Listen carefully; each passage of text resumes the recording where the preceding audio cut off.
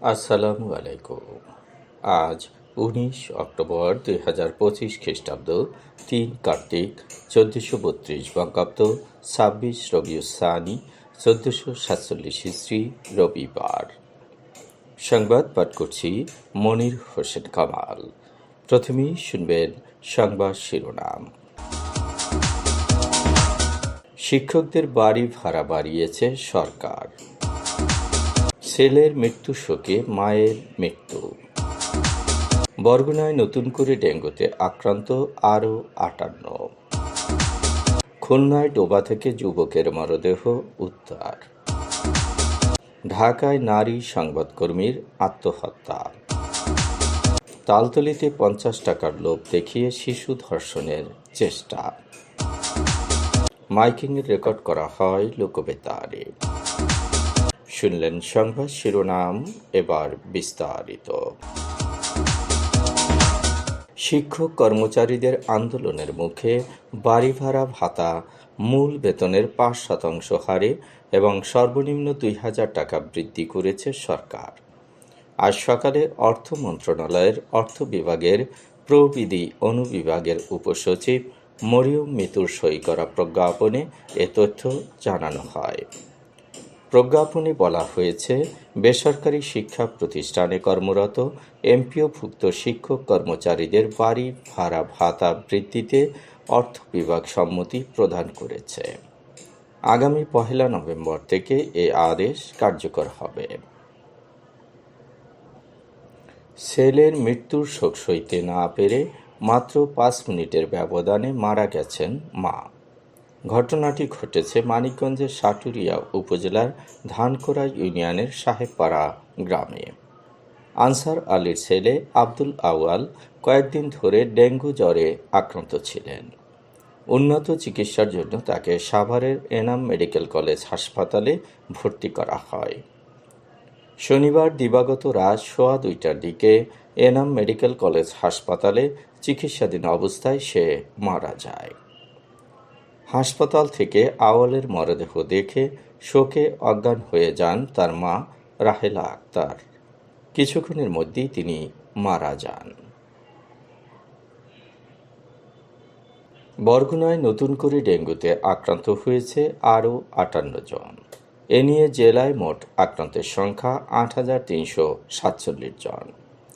বরগুনার civil surgeon doctor Mohammad Abul Fatta জানিয়েছেন, গত 24 ঘন্টায় বরগুনা সদর উপজেলায় 35, বেতাগী 1, বামনা 11, তালতলী 4 ও পাথরঘাটায় 7 জন নতুন করে আক্রান্ত হয়েছেন। জেলায় ডেঙ্গুতে আক্রান্ত হয়ে চিকিৎসাধীন আছেন 141 জন। এদের মধ্যে বরগুনা জেনারেল হাসপাতালে 82, আমতলী 4, বেতাগী 2, বামনা 22, পাথরঘাটা 22 এবং তালতলী উপজেলা স্বাস্থ্য কমপ্লেক্সে 9 জন চিকিৎসাধীন। এখন পর্যন্ত বরগুনা সদর উপজেলায় 6,607, তালতলী 229, বামনা 405, বেতাগী 186, আমতলী 119 এবং পাথরঘাটা উপজেলায় 801 জন আক্রান্ত হয়েছেন। অন্যদিকে জেলায় ডেঙ্গুতে আক্রান্ত হয়ে মারা যাওয়া 59 জনের মধ্যে 40 জনের বাড়ি বরগুনা সদর উপজেলায়, 12 জনের বাড়ি পাথরঘাটা, 6 জনের বাড়ি বেতাগী ও 1 জনের বাড়ি আমতলী উপজেলায়। খুলনার পূর্ব রূপসায় সরকারি ডোবা থেকে রেজাউল ইসলাম নামে এক যুবকের লাশ উদ্ধার করেছে পুলিশ। আজ বেলা 11টার দিকে পূর্ব রূপসা ব্যাংকের মোড় সংলগ্ন রূপসা পার্কিং সেন্টারের পেছনে ডোবা থেকে তার লাশ উদ্ধার করা হয়। বাগমারা গ্রামের আদর্শগলি এলাকার বাসিন্দা আব্দুল হাকিম ও তার ছেলে রেজাউল ইসলাম চা পানের ব্যবসা প্রতিষ্ঠান দেখাশোনা করতেন। শুক্রবার রাত থেকে রেজাউল নিখোঁজ ছিল। তার মরদেহে ধারালো অস্ত্রের আঘাতের চিহ্ন রয়েছে। রাজধানীর শেরেবাংলা নগরের একটি বাসা থেকে স্বর্ণময়ী বিশ্বাস নামে এক তরুণীর ঝুলন্ত মরদেহ উদ্ধার করেছে পুলিশ। তিনি অনলাইন সংবাদ মাধ্যম ঢাকা স্ট্রিমের গ্রাফিক্স ডিজাইনার হিসেবে কর্মরত ছিলেন। শনিবার রাতে রাজধানীর শেরেবাংলা নগরের নাভানা টাওয়ার থেকে তার লাশ উদ্ধার করা হয়। স্বর্ণময়ী বিশ্বাসের বাড়ি ঝিনাইদহ জেলায়। তিনি গার্হস্থ্য অর্থনীতি কলেজ থেকে গ্র্যাজুয়েশন সম্পন্ন করেছেন। 1 বছর আগে ঢাকা স্ট্রিমে যোগদান করেন তিনি। স্বর্ণময়ী তার বাবা সত্যজিৎ বিশ্বাস, মা রোমা রানী বিশ্বাস ও ভাইয়ের সঙ্গে ঢাকায় বসবাস করতেন। তালতলীতে 50 টাকার লোভ দেখিয়ে 10 বছরের এক শিশুকে ধর্ষণের চেষ্টার অভিযোগে ইউনুস হাওলাদার নামে এক ব্যক্তির বিরুদ্ধে থানায় মামলা হয়েছে। অভিযুক্ত ইউনুস হাওলাদার বড়বগী ইউনিয়নের সদাগরপাড়া এলাকার মৃত চাঁদ মিয়া হাওলাদারের ছেলে। মামলায় উল্লেখ করা হয়, বড়বগী ইউনিয়নের সদাগরপাড়া এলাকার ইউনুস হাওলাদার একই এলাকার 10 বছরের এক শিশুকে স্কুলে যাওয়ার পথে প্রায় কুপ্রস্তাব দিয়ে আসছিল। গত 14 অক্টোবর সকাল 8:30টার দিকে শিশুটি হাঁস মুরগির খাবার ক্রয়ের জন্য পার্শ্ববর্তী কবিরাজপাড়া বাজারে যাওয়ার পথে একটি নির্জন স্থানে পৌঁছলে প্রতিবেশী ইউনুস হাওলাদার শিশুটিকে 50 টাকা দেওয়ার লোভ দেখিয়ে রেন্টি তলায় ডেকে নিয়ে জোরপূর্বক ধর্ষণের চেষ্টা চালায়। শিশুটির ডাক চিৎকারে পাশের স্থানীয় লোকজন এগিয়ে এলে অভিযুক্ত ইউনুস পালিয়ে যায়। মাইকিংয়ে রেকর্ড করা হয় লোকবেতারে। সুমধুর ও সুস্পষ্ট কণ্ঠে মাইকিংয়ের জন্য লোকবেতারের বিকল্প নেই। লোকবেতারের সাউন্ডপ্রুফ স্টুডিওতে করা হচ্ছে গান ও নাটকের রেকর্ড। সেই সাথে লোকবেতারে নামমাত্র টাকায় প্রচার করা হচ্ছে বিজ্ঞাপন। 15 সেকেন্ডের বিজ্ঞাপন প্রচারিত হচ্ছে মাত্র 500 টাকায়। 30 সেকেন্ডের বিজ্ঞাপন 1000 টাকা, 45 সেকেন্ডের বিজ্ঞাপন 1500 টাকা আর 1 মিনিটের বিজ্ঞাপন প্রচার করা হয় মাত্র 2000 টাকায়। নির্ধারিত টাকার বিনিময়ে প্রতিদিন কমপক্ষে 5 বার করে পুরো 1 মাস বিজ্ঞাপন প্রচার করা হবে।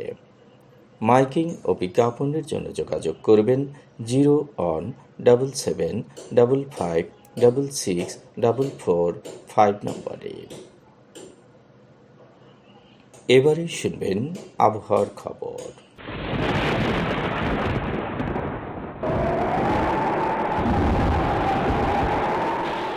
লঘুচাপের বর্ধিত অংশ উত্তর বঙ্গোপসাগর পর্যন্ত বিস্তৃত রয়েছে। মৌসুমী বায়ু বাংলাদেশের উপর কম সক্রিয় এবং উত্তর বঙ্গোপসাগরে মাঝারি অবস্থায় রয়েছে। রংপুর, রাজশাহী, ময়মনসিংহ, ঢাকা, খুলনা, বরিশাল, চট্টগ্রাম ও সিলেট বিভাগের অধিকাংশ জায়গায় অস্থায়ীভাবে দমকা হওয়া সহ বিদ্যুৎ চমকানো বা হালকা থেকে মাঝারি ধরনের বৃষ্টি অথবা বজ্রসহ বৃষ্টি হতে পারে। আজ দেশের সর্বোচ্চ তাপমাত্রা ছিল সিলেটে 36 ডিগ্রি সেলসিয়াস এবং সর্বনিম্ন তাপমাত্রা ছিল তেঁতুলিয়ায় 22.4 ডিগ্রি সেলসিয়াস।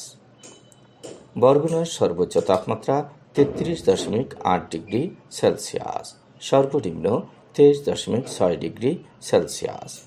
আগামীকাল সূর্যোদয় হবে ভোর 5:58। সংবাদ শেষ করার আগে শিরোনামগুলো আবার পড়ছি। শিক্ষকদের বাড়ি ভাড়া বাড়িয়েছে সরকার। ছেলের মৃত্যু শোকে মায়ের মৃত্যু। বরগুনায় নতুন করে ডেঙ্গুতে আক্রান্ত আরও 58। খুলনায় ডোবা থেকে যুবকের মরদেহ উদ্ধার।